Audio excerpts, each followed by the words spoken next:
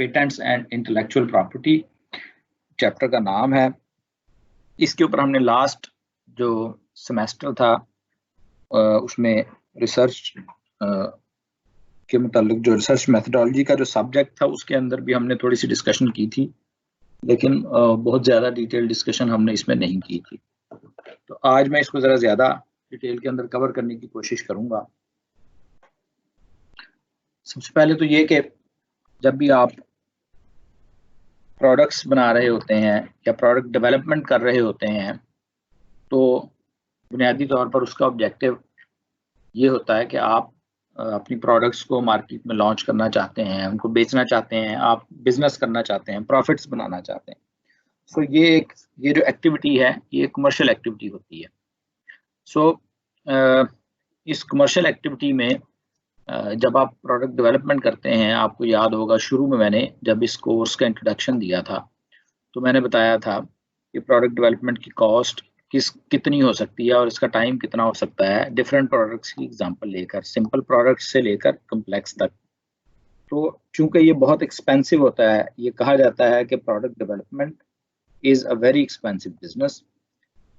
तो चूंकि इसमें बहुत ज़्यादा पैसा खर्च होता है, बहुत ज़्यादा एफर्ट लगती है, तो आपको फिर लेटर ऑन वो जो पैसा आपने खर्च किया होता है उसको रिकवर करने के लिए ये ज़रूरी है कि आप जो भी चीज़, जो भी नॉलेज या जो भी चीज़ डेवलप करें, आपके पास प्रोटेक्शन हो कि कोई और उसे चोरी ना कर सके। सो जो पेटेंट्स या इंटेलेक्चुअल प्रॉपर्टी जो प्रॉपर वर्ड है आईपी का जो आईपी की जो ज़रूरत है वो यहाँ से डिराइव होती है। अब सबसे पहले तो हम ये समझने की कोशिश करते हैं कि इंटेलेक्चुअल प्रॉपर्टी क्या होती है। इंटेलेक्चुअल प्रॉपर्टी इनफैक्ट एक इनटेंजिबल एसेट होता है।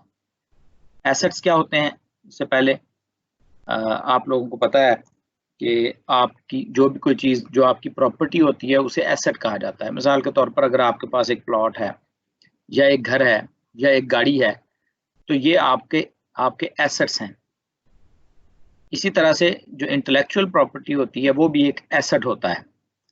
फ़र्क ये है कि कुछ एसेट्स टेंजिबल होते हैं, जैसे मैंने एग्जांपल्स ली प्लॉट की, घर की, गाड़ी की, और कुछ एसेट्स इनटेंजिबल होते हैं। सो ये जो इंटेलेक्चुअल प्रॉपर्टी है ये एक इनटेंजिबल एसेट है सॉरी। और ये डेवलप कहाँ से होता है? ये इंटेलेक्ट से डेवलप होता है, इंटेलिजेंस से डेवलप होता है, एफर्ट से डेवलप होता है। यानी लोग जो हैं, इंसान जो हैं, वो अपनी अकल को इस्तेमाल करके तो कोई ना कोई ऐसा नॉलेज या कोई ना कोई ऐसी चीज़ क्रिएट करते हैं जो कि दूसरे नहीं कर पाते, तो फिर जो उसका क्रिएटर होता है वो उसकी इंटेलेक्चुअल प्रॉपर्टी बन जाती है। अब इंटेलेक्चुअल प्रॉपर्टीज जो होती हैं उनके बहुत सारी टाइप्स होती हैं। बेसिकली अगर मैं कहूँ तो उसकी 4 टाइप्स होती हैं। इसको मैं आगे जाकर ज़्यादा बेहतर तरीके से एक्सप्लेन करता हूँ। जैसे फॉर एग्जांपल इसमें ट्रेडमार्क्स हैं, कॉपीराइट्स हैं, डिज़ाइंस हैं, पेटेंट्स हैं, सीक्रेट्स हैं, मुख्तलिफ चीज़ें इसमें हो सकती हैं। अब आजकल के दौर में इंटेलेक्चुअल कैपिटल जो होता है, यानी जो इंटेलेक्चुअल एसेट होता है, उसको मोस्ट इम्पॉर्टेंट एसेट समझा जाता है। और ये आपको प्रैक्टिकली नज़र भी आता है। वो किस तरह से? ये जो दुनिया की 500 बड़ी कंपनीज हैं, फॉर्चून 500 उनको कहा जाता है, जिनके एसेट्स बहुत ज़्यादा हैं, यानी कि सबसे ज़्यादा हैं दुनिया के अंदर, उनको 500 कंपनीज को फॉर्चून 500 कहा जाता है। तो ये जो कंपनीज हैं, इनकी जो आईपी की रेंज है, आईपी की वैल्यू, वो 45 से 75% ऑफ देयर टोटल एसेट्स है। इसका मतलब ये है कि अगर फर्ज करें एक कंपनी जो टोटल एसेट उसके हैं, उसकी प्रॉपर्टी है, एसेट फर्ज कर लें कि वो जी $1000 मिलियन है, तो $1000 मिलियन में से 45% से लेकर 75% तक मुख्तलिफ कंपनीज का मुख्तलिफ है, लेकिन इस रेंज के अंदर है। जो एसेट है, जो वैल्यू है, वो असल में उनके फिजिकल एसेट्स की नहीं है, वो उनकी इंटेलेक्चुअल प्रॉपर्टी की वैल्यू है। तो यहाँ से पता चलता है कि जो इंटेलेक्चुअल प्रॉपर्टीज हैं, जो इंटेलेक्चुअल एसेट है, वो उसकी वैल्यू आपके फिजिकल एसेट्स जो हैं उनसे बहुत ज्यादा है। तो अगर हम इंटेलेक्चुअल प्रॉपर्टी को, जैसे मैंने कहा कि इसमें बहुत सारी टाइप्स हो सकती हैं, तो बुनियादी तौर पर इसकी 4 टाइप्स होती हैं। इसकी जो सबसे पहली टाइप है उसको हम कहते हैं पेटेंट्स। पेटेंट्स का मैं बार बार जिक्र करता रहा हूँ।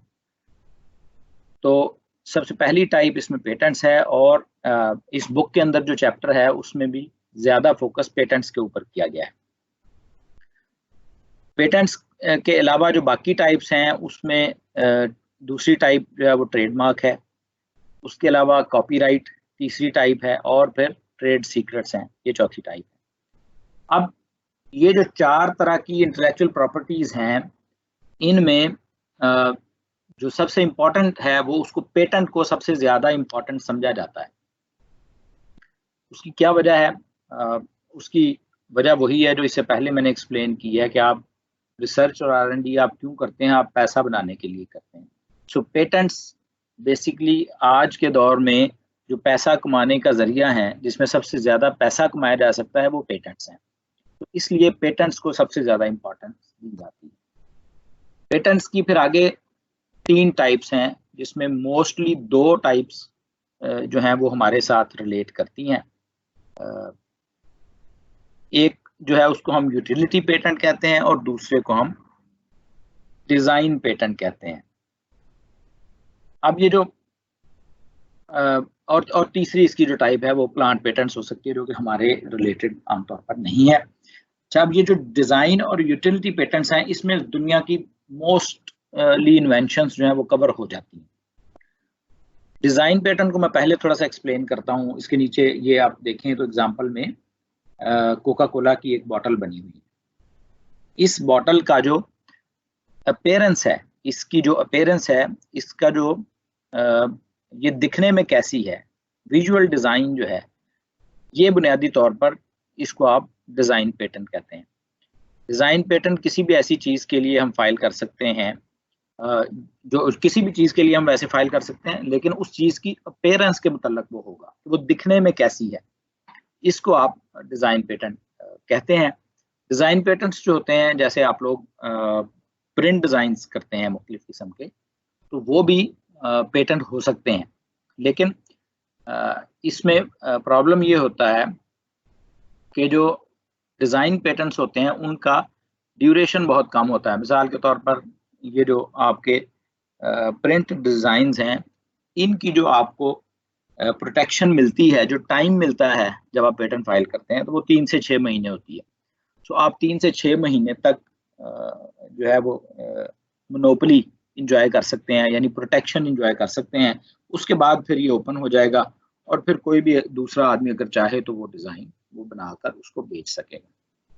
दूसरी ऑन द अदर हैंड, जो आपका यूटिलिटी पेटेंट्स हैं, ये किसी भी चीज के इस्तेमाल के मुतल्लक हो सकते हैं, इसकी फंक्शनैलिटी के मुतल्लक हो सकते हैं।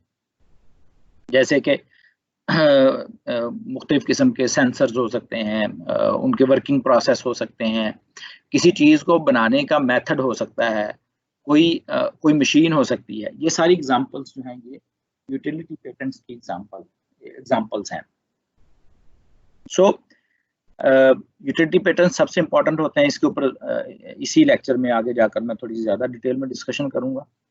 दूसरी जो इंटेलेक्चुअल प्रॉपर्टी की टाइप है पेटेंट्स के बाद, वो ट्रेडमार्क है। ट्रेडमार्क से मुराद वो साइन है, वो सिंबल है जो आमतौर पर कंपनीज इस्तेमाल करती हैं। मिसाल के तौर पर आप ने देखा होगा कि जो नाइकी है, उनका एक ट्रेडमार्क है, एक सिंबल है। नाइकी की जो भी प्रोडक्ट आप लेंगे उसके ऊपर वो सिंबल आपको बना हुआ लगा हुआ मिलेगा। इस तरह से एडिडास जो है उसका एक ट्रेडमार्क है, तो वो उनका जो लोगो है वो आपको हर एडिडास की प्रोडक्ट के ऊपर नजर आएगा। सो ट्रेडमार्क वो सिंबल, वो निशान होता है जो कंपनीज रजिस्टर करती हैं अपनी कंपनी की प्रोडक्ट्स को जब वो बेच रही होती हैं तो उसके ऊपर प्रिंट करने के लिए। तो ट्रेडमार्क जो है ये दूसरी टाइप है।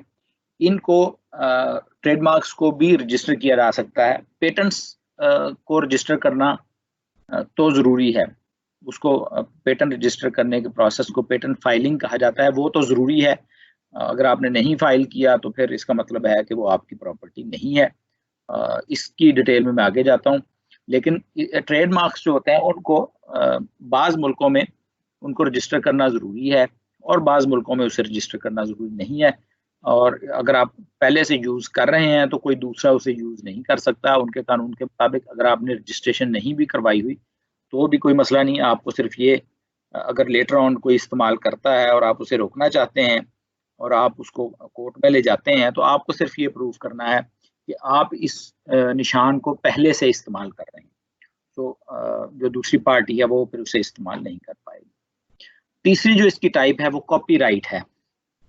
कॉपीराइट में भी मुख्तलिफ चीज़ें आ जाती हैं। मिसाल के तौर पर जितने भी हमारे गाने होते हैं, सॉन्ग्स होते हैं, उनके लिरिक्स हैं या उनके जो म्यूज़िक है, उसके अलावा जो बुक्स हैं, इस तरह की चीज़ें जो होती हैं, या किसी चीज़ की कोई रेसिपी है वो आपने बनाई है, तो ये वाली चीज़ें जो हैं ये कॉपीराइट हो सकती हैं। ये ऐसी चीज़ें होती हैं जिनको जब आपने इससे कोई फाइनेंशियल बेनिफिट लेना हो तो उनको कॉपी करना पड़ता है।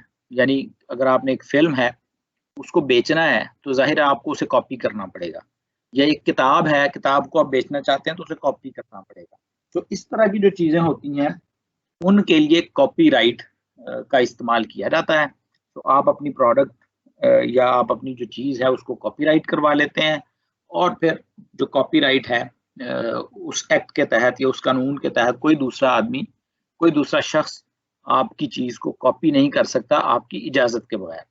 और अगर कोई करना चाहता है तो फिर उसे आपके साथ कोई एग्रीमेंट साइन करना पड़ेगा जिसमें आप उसे बताएँगे कि भाई तुम इतनी कॉपीज़ बना सकते हो और उसमें तुम मुझे इतने पैसे दोगे, या तुम्हारा और मेरा ये एग्रीमेंट होगा। वो आपके साथ एग्रीमेंट साइन करेगा और उसके बाद वो कॉपीराइट मटेरियल जो है उसे कॉपी कर सकता है। जो आखिरी इसकी टाइप है वो ट्रेड सीक्रेट है। अच्छा, उस पे जाने से पहले कॉपीराइट जो होता है इसको भी ये भी आपको आम तौर पर ज़्यादातर मुल्कों में रजिस्टर करना पड़ता है और फिर आप इसको क्लेम कर सकते हैं। जो आखिरी टाइप है वो ट्रेड सीक्रेट है। ट्रेड सीक्रेट जो होते हैं वो बुनियादी तौर पर ऐसी चीज़ है कि फॉर एग्जांपल आप एक चीज़ बनाते हैं और उसको बनाने का एक तरीका है, एक सर्टेन मेथड है। आप उसके अंदर कोई इंग्रेडिएंट यूज़ करते हैं, उनकी डिफरेंट परसेंटेजेस हैं, वो आपको मालूम है और किसी को मालूम नहीं है। तो ये आपका ट्रेड सीक्रेट हो सकता है। अब ट्रेड सीक्रेट जो है इसको कहीं पर रजिस्टर नहीं करवाया जाता। ये तब तक सिक्योर है जब तक किसी और को आपकी इंफॉर्मेशन पता ना चले, और जब तक किसी को पता नहीं चलेगा वो उस तरह की चीज़ नहीं बना पाएगा। तो आपका जो ट्रेड सीक्रेट है वो महफूज है। तो इसलिए इसकी किसी किस्म की रजिस्ट्रेशन की ज़रूरत नहीं होती। इसमें सिर्फ आपको ये देखना होता है कि आपका जो सीक्रेट है वो किस तरह से लीक होने से बच सकता है। जो सबसे ज़्यादा इसमें जो फेमस ट्रेड सीक्रेट है आज तक दुनिया में वो है कोका कोला का फार्मूला, केमिकल का फार्मूला। ये जो केमिकल फार्मूला है ये कोका कोला ने कभी भी पेटेंट नहीं किया। हालांकि वो इसको पेटेंट कर सकते हैं, ये पेटेंटेबल चीज़ है, लेकिन उन्होंने कभी भी इसको पेटेंट नहीं किया, बल्कि उन्होंने इसको एज अ ट्रेड सीक्रेट रखा हुआ है।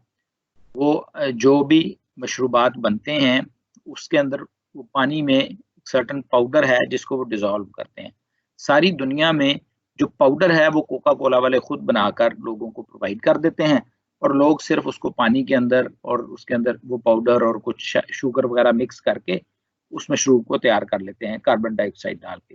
लेकिन वो जो केमिकल है वो कैसे बनता है, उसकी क्या रेसिपी है, वो आज तक किसी को मालूम नहीं है। तो ये सबसे इसकी फेमस या सबसे बड़ी एग्जांपल ट्रेड सीक्रेट की है। तो ये जैसे मैंने एक्सप्लेन किया कि ट्रेडमार्क्स जो हैं वो सिंबल्स हो सकते हैं, वो आपकी कंपनी का नाम हो सकता है। ये कुछ यहाँ पर दिखाए गए हैं, जैसे IBM का एक ट्रेडमार्क है, कंप्यूटर्स बनाने वाली कंपनी है। थिंकपैड एक ट्रेडमार्क है। इसी तरह से और भी ट्रेडमार्क्स हैं, आईपैड का एक ट्रेडमार्क है। तो इस तरीके से मुख्तलिफ कंपनीज जो हैं वो अपने ट्रेडमार्क्स रजिस्टर करवा सकती हैं। उसके बाद कॉपीराइट्स में भी मैंने एग्जांपल दी, उसमें कोई वेबसाइट्स हो सकती हैं, उसमें कोई सीडीज हो सकती हैं, उसमें बुक्स हो सकती हैं। फॉर एग्जांपल आपने एक जो है वो धुन, म्यूजिक की एक धुन तैयार की है, तो वो भी कॉपीराइट हो सकती है। इसके बाद ट्रेड सीक्रेट की मैंने एग्जांपल ली है, इसमें कोका कोला की एग्जांपल मैंने ली है कि इनका जो पाउडर है, जो केमिकल है जिससे ये मशरूब बनता है, उसका फार्मूला अब आज तक जो है वो ट्रेड सीक्रेट है, और सक्सेसफुली कोका कोला ने उसे छुपा के रखा हुआ है, और दुनिया में कोई उसकी रेसिपी मालूम नहीं कर पाया अभी तक। उसके बाद जो पेटेंट्स हैं, जिसका मैंने कहा था कि ये सबसे ज्यादा इंपॉर्टेंट हैं और इसके ऊपर मैं ज्यादा डिस्कशन करूंगा। उसमें जो पेटेंट्स होते हैं वो एक्चुअली क्या होते हैं। पेटेंट एक ऐसी चीज है जिसमें एक गवर्नमेंट बॉडी आपको राइट्स दे देती है मोनोपोली के। मोनोपोली क्या होती है? मोनोपोली ये होती है कि आप कोई मार्केट है, उसमें एक चीज है जिसकी डिमांड है, आप उसे बेचते हैं और सिर्फ आप ही बेचते हैं, तो ये मोनोपोली होगी। इमेजिन करें कि कोई भी एक ऐसी प्रोडक्ट है जिसमें किसी एक बंदे की मोनोपोली है, तो उसको क्या बेनिफिट हासिल होगा? उसको बेनिफिट ये हासिल होगा कि वो अपनी मर्जी की प्राइस के ऊपर अपनी प्रोडक्ट को बेच सकेगा। उसको कंपटीशन फेस नहीं करना पड़ेगा। जब आप पेटेंट, कोई चीज आप डेवलप करते हैं और उसका पेटेंट फाइल कर देते हैं, तो इसका मतलब ये है कि आपको लीगली मोनोपोली मिल जाती है उस प्रोडक्ट की। वैसे बाय द वे दुनिया में तकरीबन हर मुल्क में मोनोपोली जो है उसको इलीगल समझा जाता है, और जो है कोशिश की जाती है कि कंपटीशन क्रिएट किया जाए ताकि जो चीज़ें हैं वो बेहतर हों, प्राइसेस कम हों। लेकिन रिसर्च या जो हाई एंड प्रोडक्ट्स बनती हैं, इनके केस के अंदर ये उल्टा है कि आप जो गवर्नमेंट्स हैं वो खुद अलाउ करती हैं लोगों को मोनोपोली क्रिएट कर लें, और ये बेसिकली एक्नॉलेजमेंट होती है इस चीज़ की कि आपने कुछ ऐसा नॉलेज जनरेट किया है जो कोई और जनरेट नहीं कर पाया, और चूंकि आपने ऐसा करने में कामयाब हो गए हैं तो आप दूसरों से डिस्टिंग्विश्ड हैं, तो आपका राइट है कि आप उसके अगेंस्ट पैसे कमा सकें। यहाँ पर आपको लीगल राइट मिल जाता है मोनोपोली का। आमतौर पर जो पेटेंट्स होते हैं उसकी ड्यूरेशन 10 साल से लेकर तो 100 साल तक हो सकती है, डिपेंडिंग अपॉन द प्रोडक्ट जो आप कर रहे हैं और डिपेंडिंग ऑन कि आप किस तरह से फाइल कर रहे हैं। ये डिपेंड करता है। जो पेटेंट फाइल करना है उसकी अच्छी खासी कॉस्ट होती है। जैसे जैसे आप उसकी प्रोटेक्शन का टाइम बढ़ाते जाते हैं वैसे वैसे उसकी कॉस्ट बढ़ती जाती है। ये पेटेंट फाइल करने वाले ने देखना होता है कि मैं जब इसे फाइल कर रहा हूं तो मुझे कितने साल के लिए फाइल करना है, उसका कितना एक्सपेंस होगा, मैं इसमें से कितने पैसे कमा पाऊंगा। ये सारी कैलकुलेशन जो पेटेंट फाइल कर रहा होता है उसने करनी होती है। तो इस तरीके से जो पेटेंट्स होते हैं, जब आप कोई चीज़ के आपको राइट्स मिल जाते हैं तो फिर आप उसमें जो है वो दूसरे उसको सेल नहीं कर सकते। अलबत्ता अगर आप चाहें तो फिर आप किसी को भी उसके राइट्स दे सकते हैं। मिसाल के तौर पर आपके पास एक चीज़ की प्रोटेक्शन अवेलेबल है, तो ज़रूरी नहीं है कि आप खुद ही उसे बनाकर बेचें।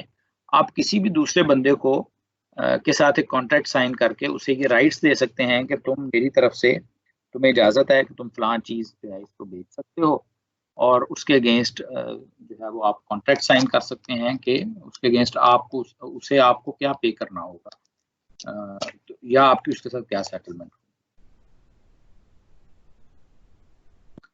अब किसी भी चीज़ को पेटेंट करने के लिए 3 शराइत होती हैं जो कि बुनियादी तौर पर ज़रूरी है। ये सवाल ज़हन में ये आता है कि कौन सी चीज़ पेटेंट हो सकती है, क्या पेटेंट हो सकता है और क्या नहीं पेटेंट हो सकता। इसका जवाब इस चीज़ में है, इस स्लाइड के ऊपर है कि 3 चीज़ें होना ज़रूरी हैं। जब भी आप कोई चीज़ पेटेंट करने की कोशिश करते हैं तो आपको 3 सवाल पूछने चाहिए अपने आप से। नंबर 1, जो चीज़ आप पेटेंट करने जा रहे हैं वो सबसे पहले वो यूजफुल होनी चाहिए, किसी न किसी के लिए यूजफुल होनी चाहिए। मतलब उसका कोई ना कोई एंड यूज, उसका कोई ना कोई इस्तेमाल होना चाहिए। नंबर 2, आप जो भी चीज प्रपोज कर रहे हैं पेटेंट के लिए वो नई होनी चाहिए, नोवेल होनी चाहिए, यानी कि दुनिया में उससे पहले उसका कोई कॉन्सेप्ट ना हो, वो बिल्कुल नई हो चीज, तो फिर आप पेटेंट फाइल कर सकते हैं। और नंबर 3, जो आप प्रपोज कर रहे हैं वो ऑब्वियस ना हो, मतलब कि अगर दो चीजों को जमा करने से एक आंसर निकल सकता है, तो हमें पता है कि 2 और 2 को जमा करें तो 4 निकलता है। अब इस इक्वेशन को हम पेटेंट नहीं कर सकते क्योंकि इसका रिजल्ट ऑब्वियस है। हाँ, अलबत्ता अगर हम कोई नया मॉडल जनरेट कर लें जो कि ऑब्वियस ना हो, जिसके रिजल्ट्स पहले से हमें पता ना हो, तो फिर हम उसे पेटेंट कर सकते हैं। सो 3 सवाल होते हैं जो आपको अपने आप से पूछने होते हैं बिफोर फाइलिंग अ पेटेंट। अब पेटेंट जब आप फाइल करते हैं या रजिस्ट्रेशन के लिए जाते हैं तो उसमें आपके पास 2 ऑप्शंस होती हैं। एक होती है कि आप प्रोविजनल एप्लीकेशन दे दें और एक होती है कि आप रेगुलर एप्लीकेशन दे दें। अच्छा, अब थोड़ा-सा मैं वापस जाता हूँ कि इसका कंटेक्स्ट क्या है, फिर आपको समझ आएगी कि प्रोविजनल और रेगुलर में क्या फ़र्क है।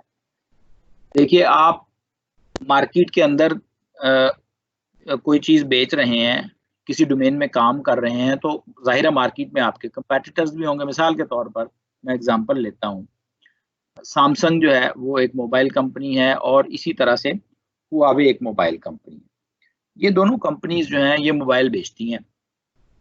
अब इन दोनों कंपनीज़ के दरमियान कॉम्पिटिशन है। इनकी अपनी मार्केट है और जो मार्केट है उसके अंदर ये मुख्तलिफ चीज़ें करते रहते हैं, अपने प्रोडक्ट्स के अंदर चेंजेस करते रहते हैं ताकि ये ज़्यादा मार्केट कैप्चर कर सकें। क्योंकि जितनी ज़्यादा मार्केट की कैप्चर करेंगे, उतने ही ज़्यादा पैसे ये कमा सकेंगे। तो अब ये दोनों चूँकि कंपैटिटर्स हैं, तो इन दोनों की कोशिश होगी कि कोई नया फीचर अपनी प्रोडक्ट के अंदर ऐड कर लें। और हो सकता है दोनों ही डिफरेंट डायमेंशंस में काम कर रहे हों, ये भी पॉसिबल हो सकता है पॉसिबली कि जी दोनों ही किसी एक ही चीज़ को, एक ही फीचर को डेवलप करने की कोशिश कर रहा है। और अब अगर फ़र्ज़ करें कि जी मैं एक कंपनी में काम करता हूँ और मुझे अंदाज़ा है कि मैं एक सर्टेन फीचर जो है उसके ऊपर काम कर रहा हूँ और मेरा कंपैटिटर भी उसके ऊपर काम कर रहा है और मुझे ये खतरा है कि वो बहुत जल्द मेरा कंपैटिटर इसके ऊपर पेटेंट फाइल कर सकता है। तो जैसे ही मेरा कंपैटिटर पेटेंट फाइल कर देगा तो उसके राइट्स उसके पास चले जाएँगे। फिर मेरी रिसर्च किसी काम की नहीं होगी, जो मैंने प्रोडक्ट डेवलपमेंट में पैसा खर्च किया वो सारा वेस्ट हो जाएगा। सो उसके लिए एक ऑप्शन होती है कि अगर आपको खतरा हो कि कोई और या आपका कंपैटिटर जो है वो पेटेंट फाइल कर सकता है, तो एक ऑप्शन ये होती है कि आप उसकी प्रोविजनल एप्लीकेशन दे दें। प्रोविजनल एप्लीकेशन से मुराद ये है कि आप एक एप्लीकेशन तैयार करते हैं जिसके अंदर आप अपने कॉन्सेप्ट की इंफॉर्मेशन ऐड करते हैं और आप पेटेंट ऑफिस में वो एप्लीकेशन भेज देते हैं। अब जो प्रोविजनल एप्लीकेशन जब आप दे देते हैं, तो इसका मतलब है, इसको कहते हैं, इसको एक और नाम भी दिया जाता है, इसको कहा जाता है डिस्क्लोजर। यानी आपने अपनी इन्वेंशन को डिस्क्लोज कर दिया है, आपने बता दिया है। अब चूंकि आपने पहले डिस्क्लोज कर दिया है अपनी इन्वेंशन को, तो अब कोई और इसके ऊपर कब्जा नहीं कर सकता। अब आपकी एप्लीकेशन वहां पड़ी हुई है, वो 1 साल के लिए सिक्योर है। आप 1 साल मजीद उस पर काम करें, अपनी जो कॉन्सेप्ट है उसको मेच्योर कर लें, उसको इम्प्रूव कर लें और उसके बाद फिर आप रेगुलर एप्लीकेशन फाइल कर दें। तो 1 साल तक की प्रोटेक्शन आपको मिल जाती है और उसके बाद आप रेगुलर फिर एप्लीकेशन फाइल कर सकते हैं।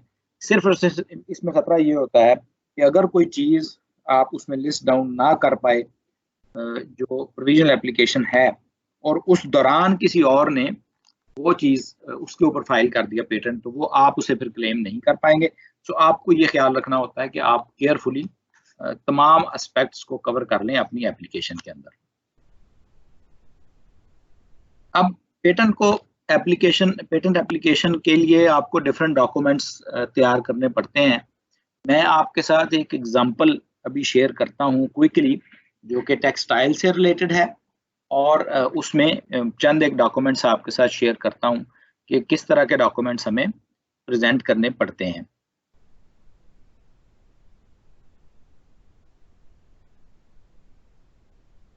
जी, आपको मेरी स्क्रीन नज़र आ रही है या नहीं नज़र आ रही? मैं इसको डॉक्यूमेंट्स आपको शेयर करने से पहले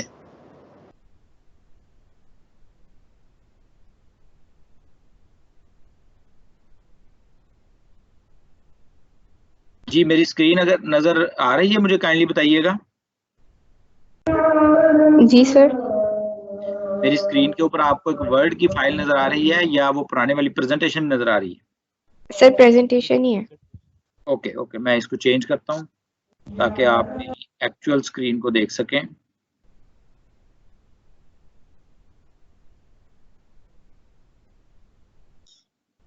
जी, आप देखिए, अब आपको मैंने एक और बल्कि इसको मैं इस तरह से करता हूँ कि मैं इसको परमानेंटली अपने मॉनिटर पे कर देता हूँ। Just give me a moment. Desktop इसमें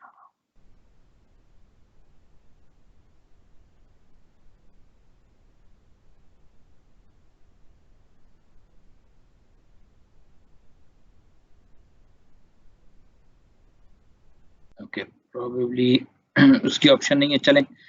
चलें, ये मैंने आपके साथ एक वर्ड फाइल शेयर की है। आप मेरी स्क्रीन पे आपको नज़र आ रही है?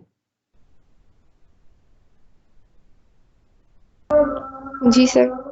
ओके, सो ये जो सबसे पहला डॉक्यूमेंट मैंने आपके साथ शेयर किया है, इसको कहते हैं इनोवेशन डिस्क्लोजर, जिसका मैंने अभी जिक्र किया।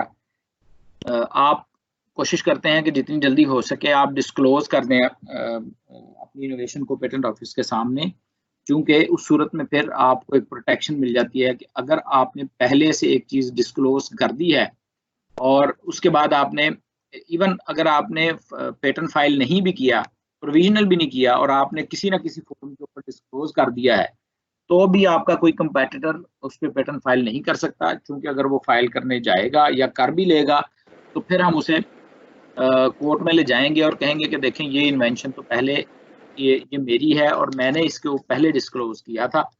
तो वो आपसे प्रूफ मांगेंगे, आप उसे प्रूफ दे देंगे तो वो उनको पेटेंट ग्रांट नहीं होगा, वो पेटेंट आपको ग्रांट होगा। सो डिस्क्लोजर इज वेरी इंपॉर्टेंट। तो ये जो डॉक्यूमेंट मैं आपको दिखा रहा हूँ ये एक ओरिजिनल पेटेंट जो कि मैंने फाइल किया था, ये उसका डॉक्यूमेंट है। जब आप पेटेंट फाइल करने जाते हैं तो एक्चुअली आपको एक लीगल टीम हायर करनी पड़ती है और जो कि इस चीज़ के एक्सपर्ट होते हैं और वो आपसे पूछकर आपके लिए पेटेंट फाइल करते हैं। तो ये पहला डॉक्यूमेंट है, ये फ्रेंच में है, शायद आप इसको समझ ना पाएँ क्योंकि हमने फ्रेंच में उसको फाइल किया था पेटेंट को। सो ये लैंग्वेज तो आप ना समझ पाएँ, लेकिन मैं आपको एक्सप्लेन करना चाहता हूँ कि ये उसका एक फॉर्म है, इस फॉर्म के ऊपर लिखा हुआ है इनोवेशन डिक्लेरेशन। तो इसमें आप लिखते हैं कि बेसिकली हम एक हमारी फलां इनोवेशन है जिसको हम डिस्क्लोज कर रहे हैं और उसमें आप ये देखिए ये प्रोविजनल एप्लीकेशन जो है वो हमने फाइल की थी पहले और उसमें हमने ये सबसे पहले उसका एक एब्स्ट्रैक्ट लिखा था, आगे हमने उसकी कुछ फिगर्स लगाई थी और फिर हमने उसके कुछ रिजल्ट्स शो किए थे और ये सारी चीज़ें करने के बाद फिर उसके हमने एंड यूजेस बताए थे, एप्लीकेशंस बताई थी और ये हमने पेटेंट ऑफिस में फाइल कर दिया था। ये देखो इसके नीचे भी कुछ डिटेल्स हैं इसकी, ये लंबा चौड़ा फॉर्म है, इसमें कुछ क्वेश्चंस पूछे हुए होते हैं, वो आपने जवाब देना है।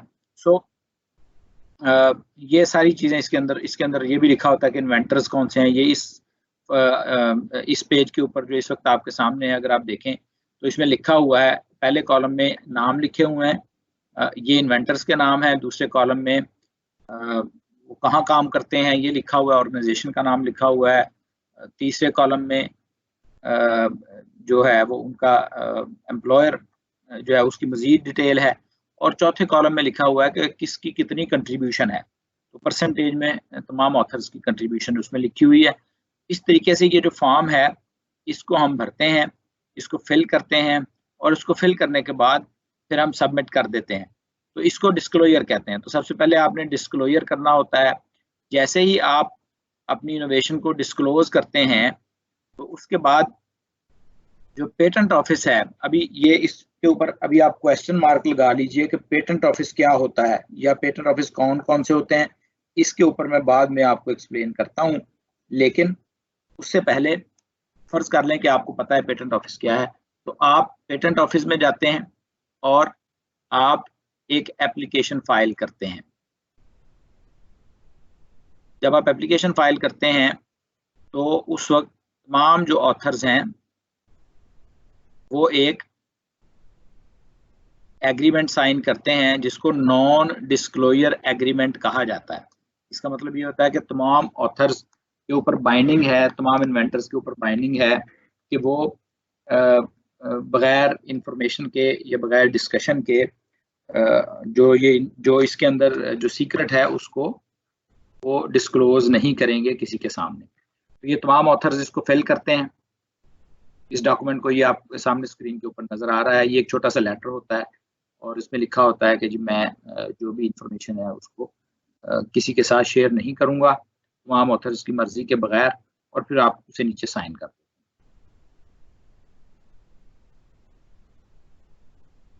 इन्वेंटर्स जो है उनकी मैंने आपको लिस्ट दिखा दी है कि इन्वेंटर्स की एक लिस्ट होती है। अगेन मैं आपके साथ शेयर कर लेता हूँ।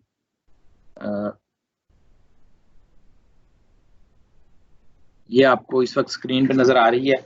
इन्वेंटर्स की लिस्ट है। इसमें लोगों का नाम, उनकी एफिलिएशंस, उनके एम्प्लॉयर्स के नाम, और फिर उसके बाद आखिर में उनकी कंट्रीब्यूशन, परसेंटेज कंट्रीब्यूशन की किसकी कितनी कंट्रीब्यूशन है वो इसके अंदर नजर आ रही होती है।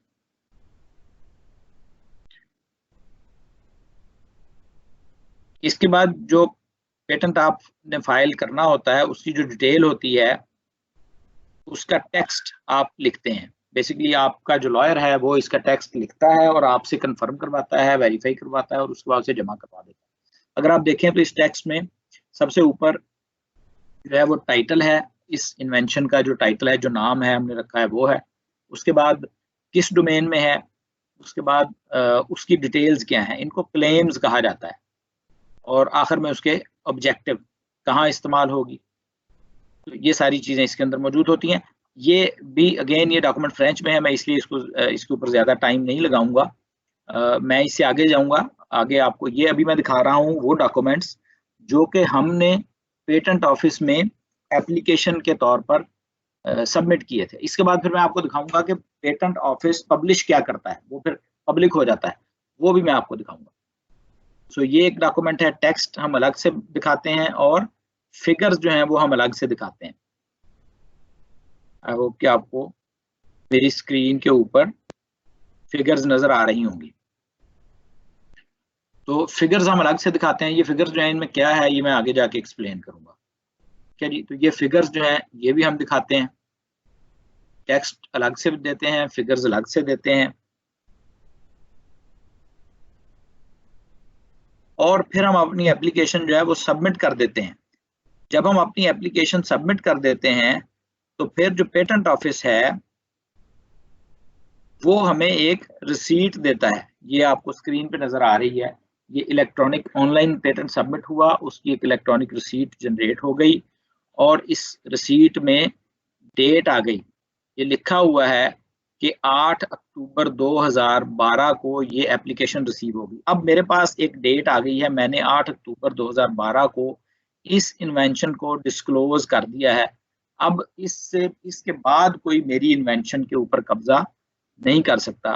अब मैं रिकॉर्ड के ऊपर आ गया हूँ। हाँ, उससे पहले अगर किसी ने कुछ किया हुआ है तो वो फिर जो है वो उसको मैं क्लेम नहीं कर पाऊंगा। आई होप कि यहाँ तक ये चीजें क्लियर हैं।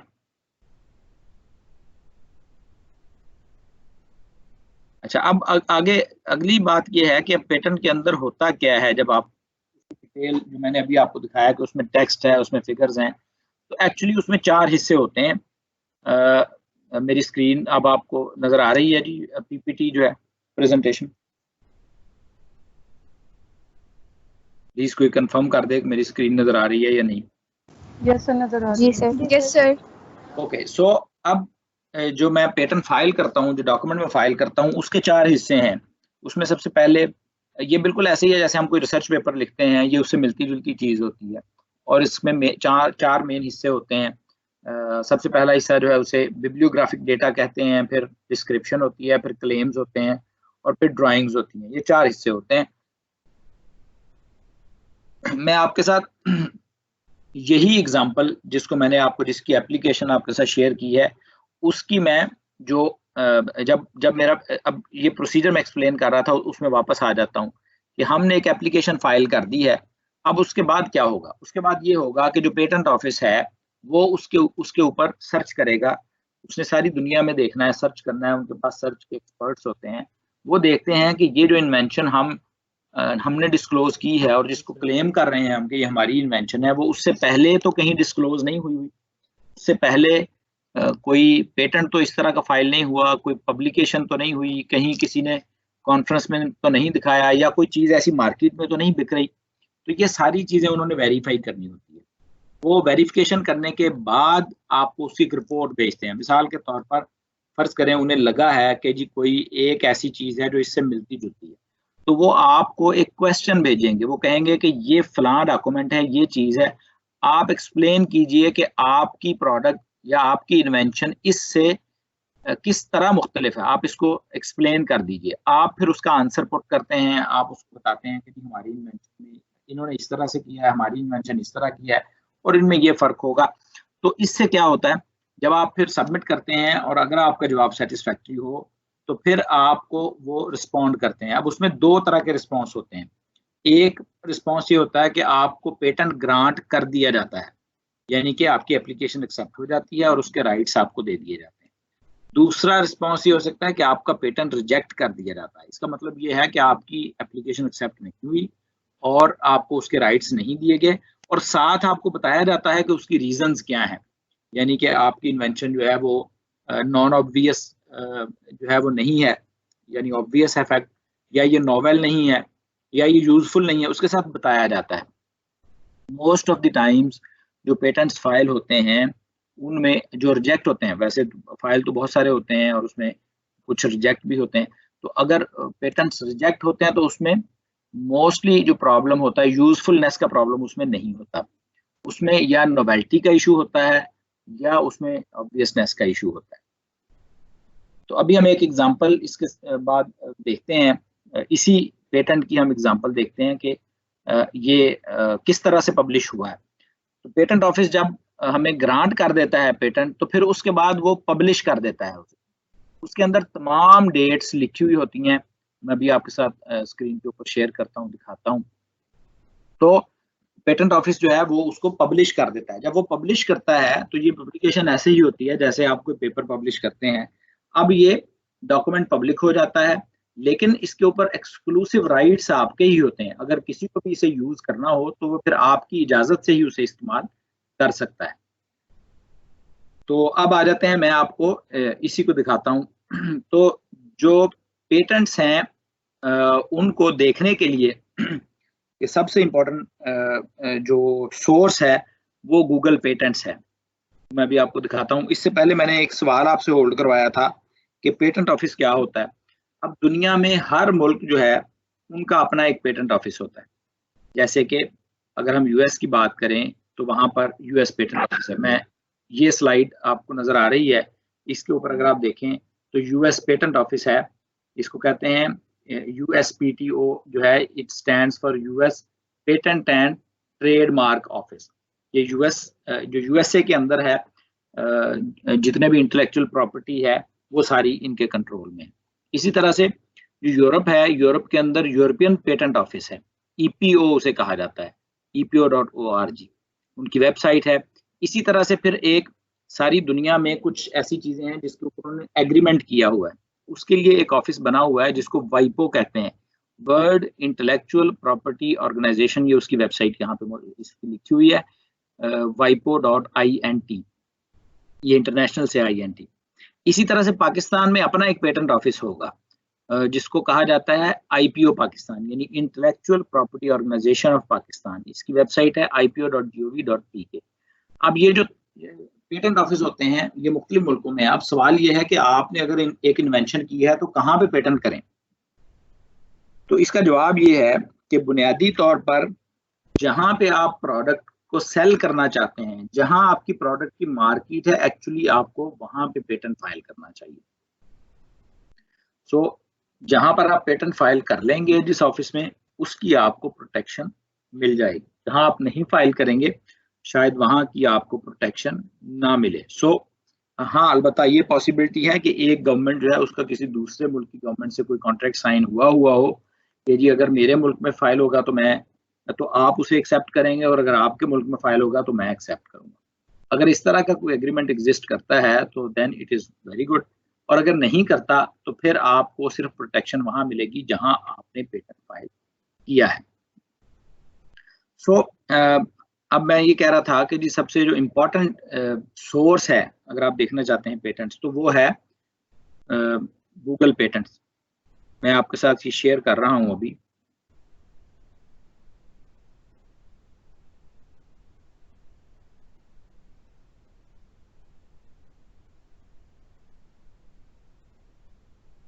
जी ये आपके सामने मेरा ब्राउज़र जो है वो आ गया होगा। फ़र्ज़ कर लें मैं इस ब्राउज़र में जाता हूँ, मैं कहता हूँ जी मैं यहाँ पे टाइप करता हूँ गूगल पेटेंट्स। ये मैंने टाइप किया, यहाँ पर मेरे पास नहीं ये इस पे नहीं आ रहा, just give me a moment. इसकी जो एक्चुअल साइट है वो है patents.google.com। अगर आप ये टाइप करेंगे तो ये देखिए ये आपके सामने खुल गई है patents.google.com। अगर मैं इस पर क्लिक करूं तो ये एक सर्च इंजन खुल गया है जो एक्चुअली गूगल का ही है, लेकिन ये सिर्फ और सिर्फ पेटेंट्स को सर्च करता है, बाकी चीज़ों को सर्च नहीं करता। अब मैं यहाँ पर लिखता हूँ, मैंने अपना नाम लिखा, क्योंकि वो जो पेटेंट जिसका मैंने एग्जांपल ली है उसमें मैं इन्वेंटर के तौर पर शामिल हूँ, तो मैंने अपना नाम लिखकर उसे सर्च किया है, तो उसने पेटेंट्स के अंदर जो उसको फाइल मिली है वो ढूंढ लिया। ये आप देख सकते हैं यहाँ पर एक फाइल आ गई है जिसका नाम है फ्लेक्सिबल प्रेशर सेंसर। अब मैं इसके ऊपर अगर क्लिक करता हूँ तो ये एक और अब उसकी डिटेल खुल गई है। अगर फर्ज करें इसके अलावा भी मैंने एज एन ऑथर कोई पेटेंट्स फाइल किए होते तो वो यहाँ पर इस सर्च में आ जाते, लेकिन चूंकि और कोई नहीं है तो यहाँ आ गए। अब यहाँ पर जो मेरा पेटेंट है वो चूंकि पब्लिक है तो ऑलरेडी इसके ऊपर इसकी सारी डिटेल्स मौजूद हैं।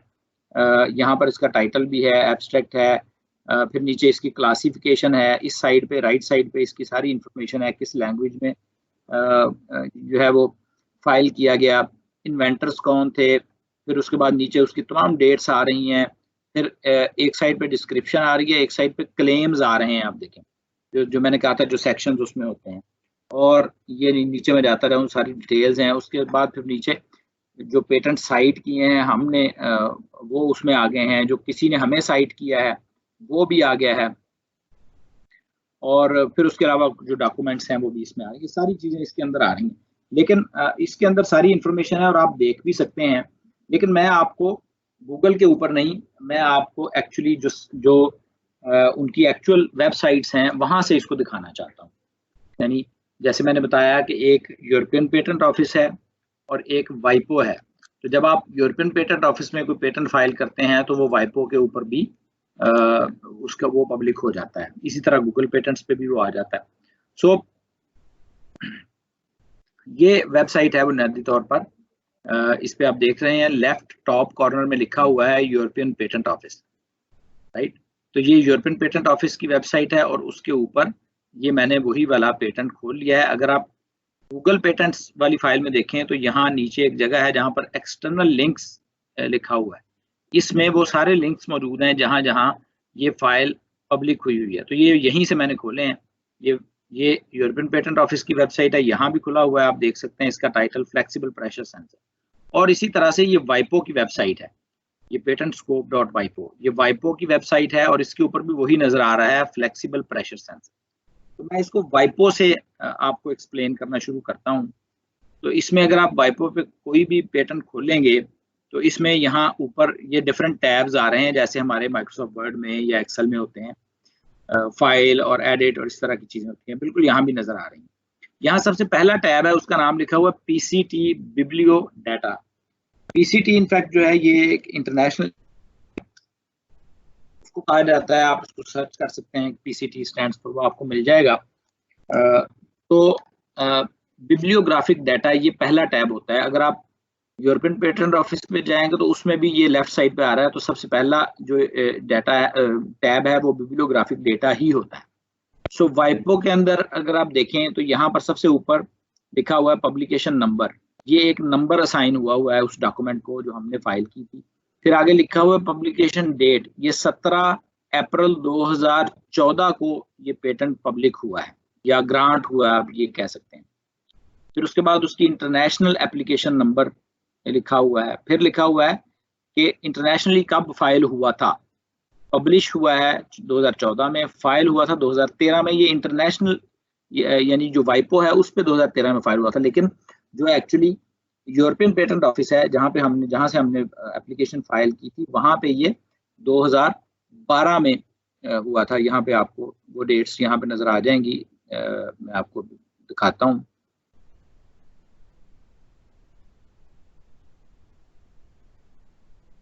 इस पेज के ऊपर वो डेट्स नजर नहीं आ रही, लेकिन से मैं यहाँ पे आ जाता हूँ जी। ये देखिए, ये गूगल पेटेंट्स के ऊपर आ रहा है कि प्रायोरिटी आपने कब दी थी, 8/10/2012 को। आपको याद है मैंने जो एप्लीकेशन फाइल आपको दिखाई थी कि हमारी जो एप्लीकेशन है उसकी रिसीट आई है वो 8/10/2012 की थी। तो यहाँ वो डेट भी आ रही है जब हमने वो एप्लीकेशन फाइल की। देन इसमें एक चीज बड़ी इंपॉर्टेंट है, यहाँ पे आप देखें, ये it is something very important that you need to understand. यहाँ पे लिखा हुआ है आईपीसी। ये आईपीसी क्या है? बुनियादी तौर पर ये क्लासिफिकेशन है, इंटेलेक्चुअल प्रॉपर्टी इंटरनेशनल जो है प्रॉपर्टी क्लासिफिकेशन है। तो जब भी आप कोई इन्वेंशन करते हैं तो दुनिया में उसकी क्लासिफिकेशन हुई है, वो आपको किसी सर्टन ग्रुप के अंदर क्लासिफाई किया जाता है। फॉर एग्जांपल, अगर इस इन्वेंशन को देखें तो इसको एक नंबर लगा हुआ है, ये आईपीसी लिखा हुआ है, नीचे सीपीसी लिखा हुआ है। एक जो है वो ये दो तरह की क्लासिफिकेशन है, दो डिफरेंट ऑर्गेनाइजेशंस करती हैं। तो दोनों में अगर आप देखें तो इसमें जो नंबर लगा हुआ है वो है G01L1/20, यहाँ तक सेम है, और बाकी आईपीसी ने आगे अपनी एक क्लासिफिकेशन दी हुई है। तो अगर मैं इनमें से किसी भी एक के ऊपर कर्सर ले जाता हूँ तो उसकी डिटेल खुल जाती है। जो जी जो है वो स्टैंड्स फॉर फिजिक्स, इसका मतलब यह है कि ये जो इन्वेंशन है ये मेजर जो हेड है फिजिक्स का उसके अंदर ये फॉल करती है। ये केमिस्ट्री की इन्वेंशन नहीं है, ये मैथमेटिक्स की या किसी, ये फिजिक्स की इन्वेंशन है। G stands for physics. Then 01, अब जी के आगे फिर क्लासिफिकेशन होगी 0, 1, 2, 3, 4, 5, 6। अगर आप लिखेंगे सीपीसी और उसको गूगल करेंगे तो आपको पूरी लिस्ट उसमें मिल जाएगी। तो 01 स्टैंड्स फॉर मेजरिंग/टेस्टिंग। तो हमारा जो इन्वेंशन है वो मेजरमेंट करती है या टेस्टिंग करती है, सो उसको 01 में क्लासीफाई कर दिया गया है। L stands for force measurement, यानी force, stress, torque, power, mechanical efficiency या फ्लूइड प्रेशर, ये सारी चीज़ों की मेजरमेंट जो है वो उसकी क्लासिफिकेशन एल है, तो इसको एल असाइन कर दिया है। फिर एल के आगे फिर मजीद कैटेगरीज होंगी। अब उसमें जैसे आपने देखा कि जी इसमें जो एल है उसके अंदर फोर्स भी है, स्ट्रेस भी है, टॉर्क भी है, पावर भी है। तो हमारी इन्वेंशन क्या करती है, वो स्ट्रेस या फोर्स को मेजर करती है। तो स्ट्रेस या फोर्स उसमें उसका नंबर 1 है, तो आगे उसको L1 कह दिया हो। कोई और फर्ज करें कोई और इन्वेंशन है वो टॉर्क को मेजर करती है, तो टॉर्क का में भी उसका नंबर 2 हो तो उसको फिर L2 कह दिया जाएगा। फिर आगे /20 है। 20 का मतलब क्या है? 20 का मतलब ये है कि जो मेजरमेंट है उसका प्रिंसिपल क्या है। प्रिंसिपल ये है कि जो रेजिस्टेंस चेंज का मेजर है उसको हम जो रेजिस्टेंस चेंज है उसको मेजर करके हम कन्वर्ट करते हैं फोर्स के अंदर या स्ट्रेस के अंदर। तो वो जो प्रिंसिपल है वो बताया गया। सो ये जो क्लासिफिकेशन है इससे आपको बड़ा क्लियरली पता चल जाता है कि जो इन्वेंशन आप देख रहे हैं वो कहाँ पे फॉल करती है, वो उसका वर्किंग प्रिंसिपल क्या होगा। नीचे लिखा हुआ है जी एप्लीकेंट कौन है, वो यूनिवर्सिटी का नाम लिखा हुआ है, उसके नीचे इन्वेंटर्स के नाम लिखे हुए हैं, उसके नीचे एजेंट्स लिखा हुआ है, मतलब ये है कि ये वो लॉयर है जिसने ये एप्लीकेशन फाइल किया है। फिर उसके नीचे प्रायोरिटी डेट लिखी हुई है 8/10/2012। फिर पब्लिकेशन लैंग्वेज लिखी हुई है, फाइलिंग लैंग्वेज लिखी हुई है, और डेजिग्नेटेड स्टेट्स, यानी जो जो चीज़ें इसके साथ लिंक होती हैं ये सारी की सारी एब्रीविएशंस जो हैं ये कहीं ना कहीं ये वाली जो हमारी इन्वेंशन है वो इनके अंदर फॉल करती है। सो उसने इसमें तमाम लिख दिए हैं African regional intellectual property organisation भी लिखा हुआ है, यूरोपियन पेटेंट ऑर्गेनाइजेशन भी लिखा हुआ है, यूरोपियन पेटेंट ऑफिस भी है, अफ्रीकन इंटेलेक्चुअल प्रॉपर्टी, ये तमाम चीज़ें हैं। सो यहाँ पर ये लेफ्ट कॉलम में आ गया। राइट में अगर आप देखें तो सबसे ऊपर टाइटल लिखा हुआ है, उसके नीचे उसकी मेन एक इमेज लगी हुई है, जो भी इमेज हम देना चाहें मेन के ऊपर। उसके बाद उसका एब्स्ट्रैक्ट है, और एब्स्ट्रैक्ट के बाद ये पेज खत्म हो जाता है। ये सारी इंफॉर्मेशन बिब्लियोग्राफिक डाटा में। इसके बाद अगर मैं डिस्क्रिप्शन पे क्लिक करूं तो डिस्क्रिप्शन के अंदर अगेन वो जो डॉक्यूमेंट टेक्स्ट मैंने आपको दिखाया था वो सारे का सारा टेक्स्ट इसके अंदर मौजूद है। और ये चूंकि ओरिजिनल फाइल फ्रेंच में थी तो ये फ्रेंच में नजर आ रही है, लेकिन यहाँ पर एक ऑप्शन है आपके पास कि आप इसको ट्रांसलेट कर सकते हैं।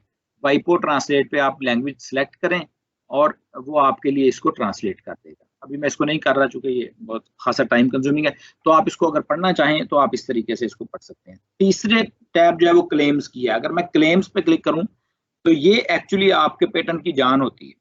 इससे पता चलता है कि आप क्या कह रहे हैं।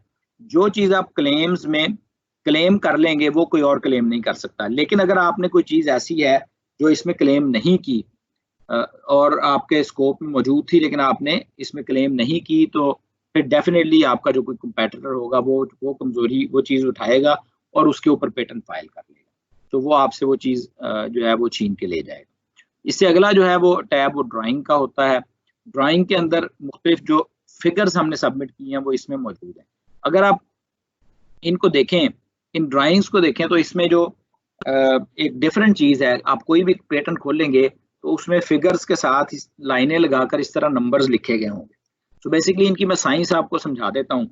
फॉर एग्जांपल हमने डिफरेंट क्लेम्स किए हैं और उसमें हमने कहा है कि ये एक सेंसर है और इसके डिफरेंट पॉसिबल स्ट्रक्चर्स हो सकते हैं। तो उसने हर एक स्ट्रक्चर जो है उसकी फिगर बनाकर उसको एक्सप्लेन करने की कोशिश की है। जैसे अगर फिगर 1 को देखें तो उसके दो हिस्से हैं, figure 1A and 1B। Figure 1 को दो तरीकों से दिखाया गया है। एक उसका क्रॉस सेक्शनल व्यू दिखाया गया है और एक जो है उसका 3 लेयर्स के अंदर दूसरा 3D व्यू दिखाया गया है। उसमें वो कहता है कि ये जो फिगर 1 में स्ट्रक्चर दिखाया गया है उसका नंबर 1 है। फिगर 1 है तो उसको उसने 1 नंबर दे दिया है। अब वो बता रहा है कि इसके अंदर 3 लेयर्स हैं। जो पहली लेयर है उसको उसने कह दिया है उसको नंबर दे दिया 1-1। जो दूसरी लेयर है उसको नंबर दे दिया 1-2। जो तीसरी लेयर है उसको नंबर दे दिया 1-3। उसके बाद फिर जो लेयर 1 है, लेयर 2 और लेयर 3 की कोई और डिटेल्स नहीं है तो उसने कोई चीज ऐड नहीं की। लेयर 1 की मजीद डिटेल है कि उसके अंदर एक और जो कंपोनेंट है जो एम्बेड किया गया है, बल्कि 2 कंपोनेंट्स हैं। तो उन दोनों को उसने फिर 1-1 के पार्ट के तौर पर उसका नाम रख दिया है 1-1-1 एंड 1-1-2। तो इस तरीके से अब ये सारी चीजें 1 by 1 उसने इनको मेंशन कर दिया है। अब कोई और इसको इस तरीके से कॉपी नहीं कर सकता। फिर इसी तरह से फिगर 2 में अगर देखें तो उसमें एक धागा दिखाया गया है जो कि मल्टी फिलामेंट है। तो उसने कह दिया है कि चूंकि ये फिगर 2 है तो इस ऑब्जेक्ट का नाम उसने 2 रख दिया है और फिर हर एक धागे को उसने एक नाम दे दिया, 2-0, 2-1, 2-2, 2-3, 2-4, 2-5। इस तरह हर एक फिलामेंट को उसने एक नाम दे दिया। इसी तरह से अगर आप 3 को देखें तो इसमें 2 लेयर का स्ट्रक्चर है, उसको भी उसने उसी तरीके से एक्सप्लेन किया है। फिर आगे मजीद और डिजाइन हैं। फिगर 4 में डिफरेंट डिजाइन है, उसके 3 हिस्से हैं फिगर के, उसने उन तीनों को एक्सप्लेन किया है। फिगर 5 में 5 लेयर का डिजाइन है, उसको एक्सप्लेन किया है। फिर फिगर 6 में रिजल्ट दिखाया गया है कि इस तरह का रिजल्ट बनेगा। और फिगर 7 में अगर देखें तो वो दिखाया गया है कि उसका वर्किंग प्रिंसिपल क्या होगा। वो बता रहा है कि जी नीचे एक लेयर है जिसका नाम 1-2 है, जो कि पहले वाली फिगर में हमने जो नाम रखा था 1-2 ये वही है। और फिर उसके ऊपर जो धागा है उसको हमने कहा था ये 1-1-1 है। तो 1-1-1 जो है उसको जब आप उसके ऊपर स्ट्रेस डालते हैं, प्रेशर डालते हैं डिफरेंट लेवल का, तो वो उसकी शेप चेंज हो जाती है। ये प्रिंसिपल भी उसने यहाँ पे दिखा दिया। तो ये फिगर्स आ गई हैं सारी। इसके बाद ये सारा वो पार्ट है जो हमारे पेटेंट का हिस्सा है। इसके बाद कुछ और चीजें इसमें मौजूद होती हैं। इसमें एक ये नोटिस का सेक्शन है। अगर उन्होंने कोई इंफॉर्मेशन इन्वेंटर्स के साथ शेयर करनी हो तो वो ये नोटिस के सेक्शन में अपलोड कर देते हैं और यहाँ से इन्वेंटर्स जो हैं वो इसे देख सकते हैं। हमारे लिए इस वक्त कोई यानी कोई नया नोटिस यहाँ पर अवेलेबल नहीं है। इस तरीके से आखिर में एक ऑप्शन डॉक्यूमेंट्स का है। इसके अंदर तमाम जो रेलेवेंट डॉक्यूमेंट्स होते हैं, इसमें वो भी डॉक्यूमेंट्स मौजूद हैं जो हमने अपलोड किए थे और इसमें वो डॉक्यूमेंट्स भी हैं जो उसके बाद उन्होंने डेवलप किए हैं, वो सारे के सारे देखें, एक लंबी चौड़ी लिस्ट है जो कि यहाँ पे देखें तो 17 अप्रैल 2014 से शुरू हुई थी जब पेटेंट ग्रांट हो गया था, और उसके बाद फिर ये चलते चलते देखें 2014 से फिर 15 और फिर ये मुख्तलिफ डॉक्यूमेंट्स जो हैं ये पड़ी हुई है। इसमें लिखा हुआ है कि ये डॉक्यूमेंट्स जो हैं ये इंटरनेशनल एप्लीकेशन स्टेटस है, इसमें ये पब्लिश्ड इंटरनेशनल एप्लीकेशन है, ये search and examination related documents हैं, यानी उन्होंने जब सर्च की थी पेटेंट सर्च तो उसके रिलेटेड जो डॉक्यूमेंट उन्होंने ढूंढे थे या हमने जो जवाब जमा करवाया था वो इसके अंदर मौजूद है, और इसी तरह से related documents on file at the international bureau, यानी कि जो ऑफिस है उसके अंदर ये सारे डॉक्यूमेंट्स मौजूद हैं। तो ये बुनियादी तौर पर ये वो है पेटेंट जिस तरीके से पब्लिश होता है। मैंने आपके साथ दोनों चीज़ें शेयर कर दी हैं कि आप जब एप्लीकेशन फाइल करते हैं तो उस वक्त आप क्या देते हैं, और जिस वक्त आप फिर जब वो पब्लिश हो जाता है या आपको ग्रांट हो जाता है तो उसके बाद वो किस फॉर्म में नज़र आता है। आई होप कि यहाँ तक ये चीज़ें क्लियर हैं। इसको मैं 2-3 मिनट में वाइंड अप करूंगा, उसके बाद फिर आपके कोई क्वेश्चंस होंगे तो वो मैं ले लूँगा। सो अब उसमें ये मैं पहले ही एक्सप्लेन कर चुका हूँ कि पेटेंट फाइल करने का फ़ायदा क्या होता है। फ़ायदा यही है कि आप दूसरे लोग जो हैं वो उनके हाथ बन जाते हैं, वो आपसे पूछे बगैर वो काम नहीं कर सकते। अगर आप समझते हैं कोई भी चीज़ ऐसी है जिसकी कमर्शियल वैल्यू है तो आप फिर उसके ऊपर इंटेलेक्चुअल प्रॉपर्टी की एप्लीकेशन दे सकते हैं।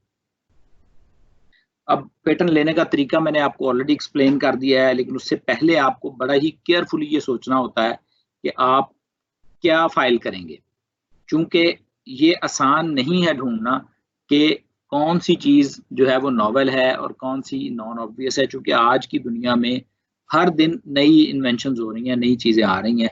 So it is very difficult to find the gap. So आपको ये बड़ा केयरफुली सोचना होता है कि आपने क्या पेटेंट करना है, फिर किस वक्त फाइल करना है, ये भी बड़ा मैटर करता है, और फिर उसकी एप्लीकेशन देना और वो सारा प्रोसेस है। तो क्या फाइल करने का मतलब, जैसे मैंने पहले कहा, आपने उसकी कमर्शियल वैल्यू देखनी है कि कौन सी चीज़ है जिसको अगर मैं जो है वो पेटेंट कर दूं, जिसके ऊपर मैं पेटेंट ले लूं, तो फिर उसके बाद वो मेरी मर्जी के बगैर एटलीस्ट वो चीज़ नहीं बिक सकेगी।